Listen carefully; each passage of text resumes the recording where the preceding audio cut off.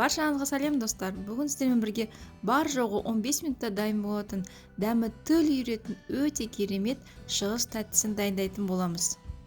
Ол үшін ұнға маргаринді, қантты, шым тұзымызды салып, жақсылап тұрып араластырамыз. Яғни маргариніміз ұнтақ болғанға шейін араластыруымыз керек.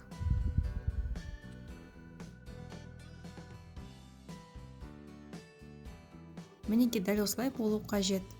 Енді осыны формамызға пергамент қағазын төсеп, массамызды біркелкетіп жайып шығамыз.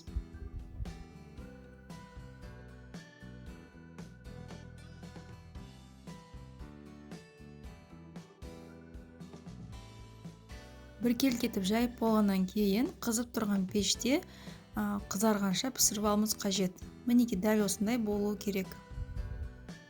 Енді негізгі бөлікке көшейік. Мұнда сгущенканың үстіне ақ шоколадты бөліп саламыз. Және осы шоколадты еру үшін водяной баняға қоямыз. Мұнда ескеретін жайт, ыдысымыздың түбі суға тимеуі қажет. Енді осы ақ шоколадымыз ерігенше араластырып тұрамыз. Шоколадымыз толық ерігенге дейін араластыруымыз қажет. Ерігеннен кейін үстіне грек жаңғағын, арахисті, өрікті салып, тағы да араластырамыз. Яғни барлығы бір-бірімен бірігіп кетуі қажет. Достар, егер де сіздерге менің осы видеом ұнап жатса, менің каналыма тіркелуді, лайк басуды және жаңа видеоны өткізіп алмас үшін қоңыраушаны басып қойды ұмытпаңыздар.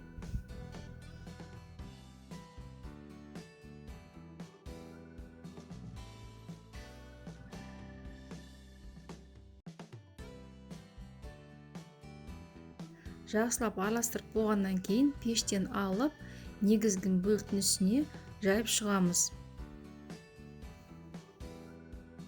Бұл жерде жылдамырақ қимылдауымыз қажет, өйткені шоколадымыз тез қатып қалады. Дәл осылай лопатканың көмегімен, не болмаса қасықтың көмегімен біркелкі етіп жайып шығамыз.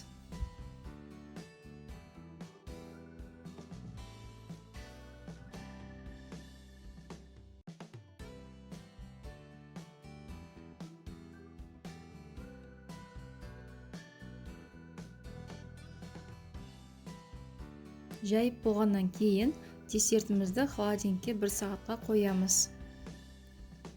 Мінекей қараңыздар, қандай керемет әдемі болып шықты. Бұл десерттің құрамында шоколад болғанмен қолға мүлде жабыспайды, әрі алуы да оңай. Мұның құрамында жаңғақтар болғаннан кейін өте құнарлы әрі пайдалы болып келеді. Бұл шығыс тәттісі менің отбасымның барлық мүшелеріне бірдей ұнады, әсіресе балаларыма. Сіздерге де дайындап көруге кеңес беремін, еш өкінбейсіздер, 100% сіздерге ұнайды деген сенімдемін. Астарыңыз дәмді болсын, келесі кездескенше сау саламатта болайық.